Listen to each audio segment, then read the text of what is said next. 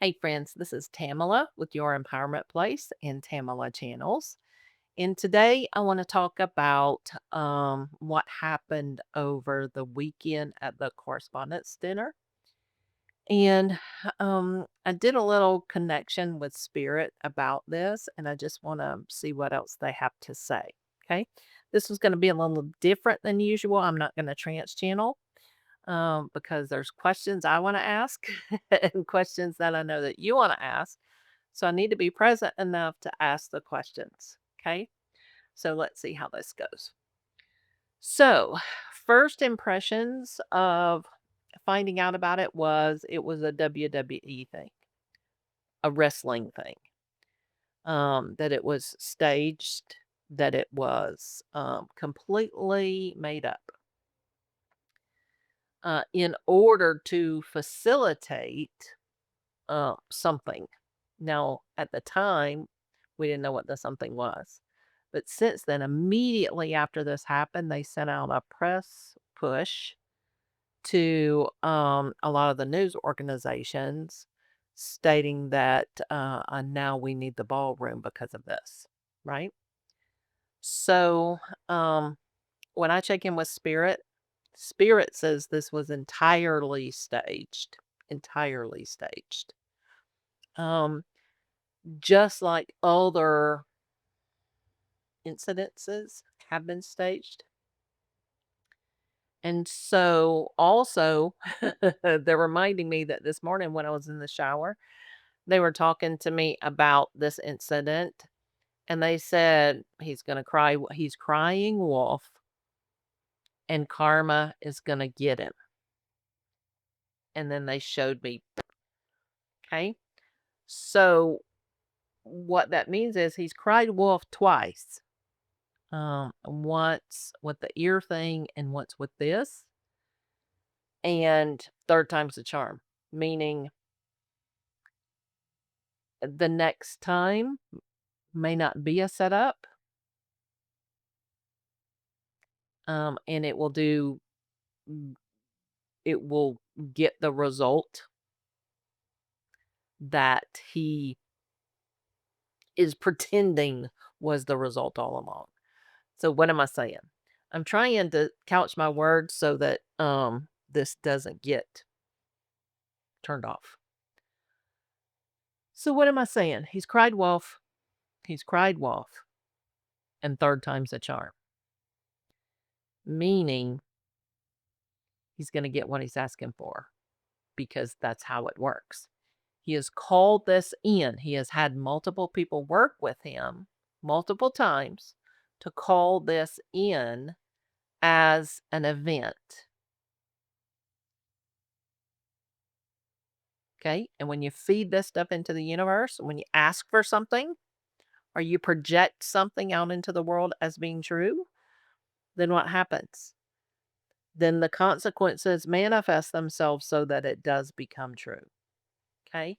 And what I saw this morning was, and it was not an attempt, it was a fact with consequences. So let's just see what comes of that. Not everyone knew about it. Not everyone on the dais, not everyone in the know knew about it. But if you look at the videos and stuff, you will see that Vance's team came out immediately, grabbed him, and took him, right? Immediately. While the other side, Trump's side, they continued to sit there and chat, and it was not a thing, right? So that also is a hint that some people were told and some people weren't. Because one person got removed from the situation and protocol was followed. And the other side was just lackadaisical. And I can tell you that if this was a legitimate threat, and the Secret Service believed this to be a legitimate threat, all of that would have been handled very differently. Very differently.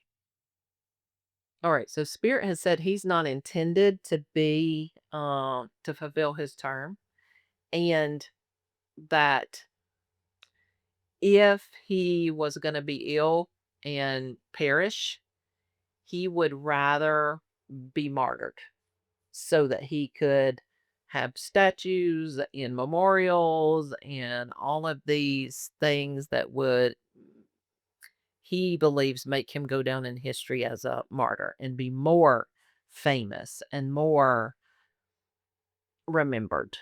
Okay. So that's why he's been okay with these setups, these WWE wrestling setups, is because they're playing into that narrative as well of um him being potentially martyred. And yet Spirit's saying that he's calling that to him. He is creating a flow, a karmic flow through the universe, through universal law, that is going to make that happen for him. And that's why these things have been staged, right? They've been staged for purposes all along the way, right?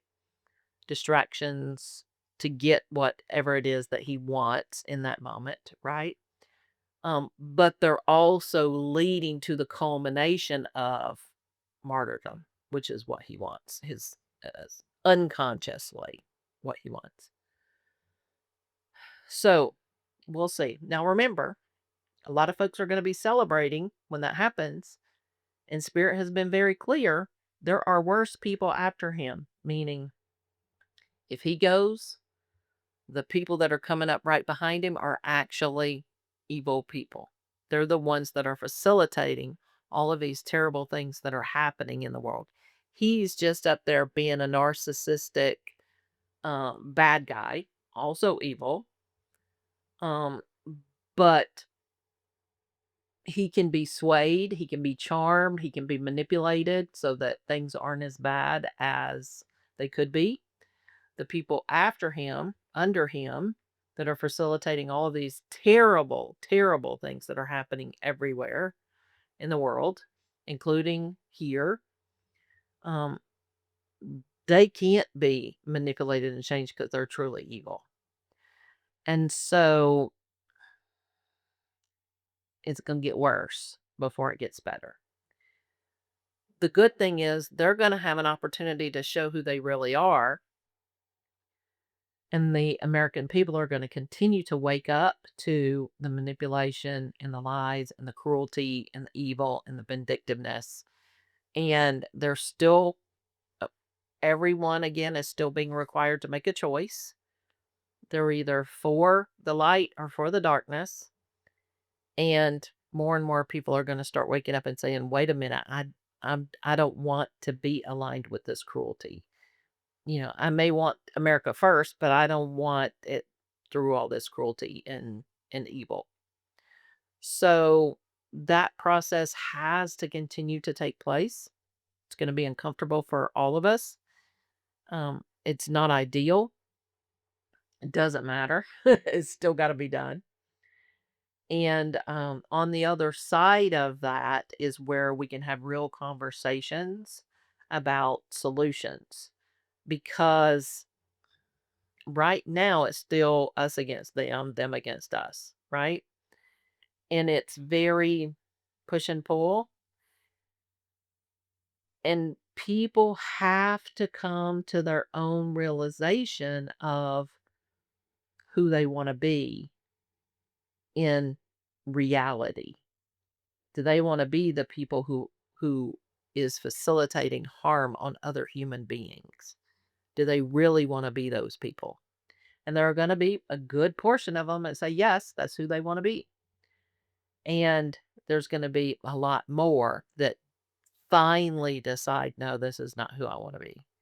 And they're going to start whistleblowing, and they're going to start stopping things from happening. And they're going to start facilitating change. And so we're not there yet. We're not even close to there yet. Meaning I've just asked, does that mean years from now? What does decades from now? What does that mean? And they're like, "Eh, it's going to be at least through the end of his term. Just start there. Start there. Because he's going to leave. The next evil people will come in, take his place, move up the hierarchies, do more evil things. More people are going to start waking up and choosing the light. And then there'll be enough momentum to actually facilitate conversations, to actually create real solutions, to actually create change in America. Okay. And I'm talking about America right now because it's loaded with problems, multiple layers and levels of problems.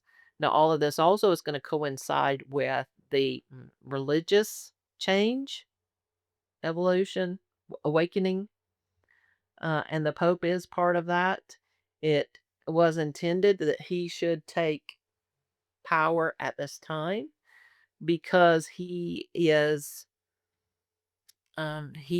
someone that Americans recognize as a religious authority that is also an American, that then puts him on a equitable stage or state of being where he can directly speak to the travesties that are happening and that are being perpetuated and encouraged by religious figures in America.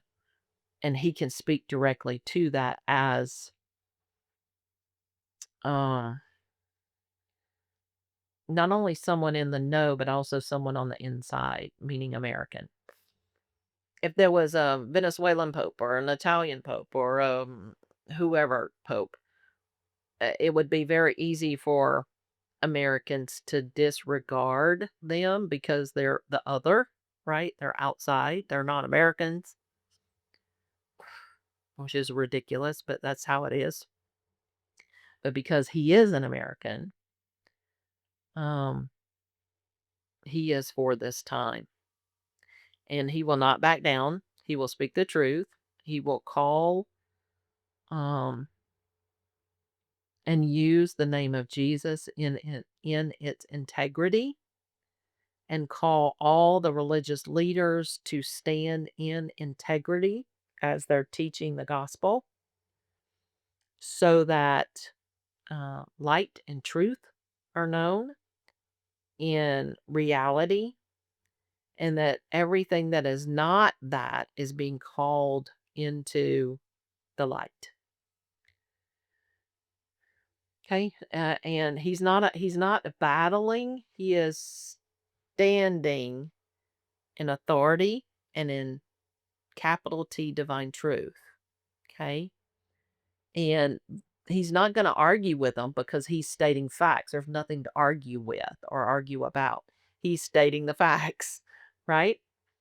And as such, more lay people, more not church leaders, right? The congregation, more congregation people are going to be moved to realize that their church leaders have been lying to them, manipulating them, coercing them, um, misdirecting them, which is going to create a whole wave of not just people leaving the churches and the religions, but changes of leadership um, because the trust will have been irrevocably broken. Irrevocably broken. Okay. All right.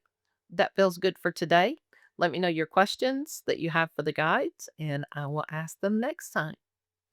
Thank you for joining me today. I'm so grateful that you're here. Please subscribe to the channel, share this video with everyone that you think could benefit or enjoy this information, and like this video, give it a thumbs up, and I'll see you next time.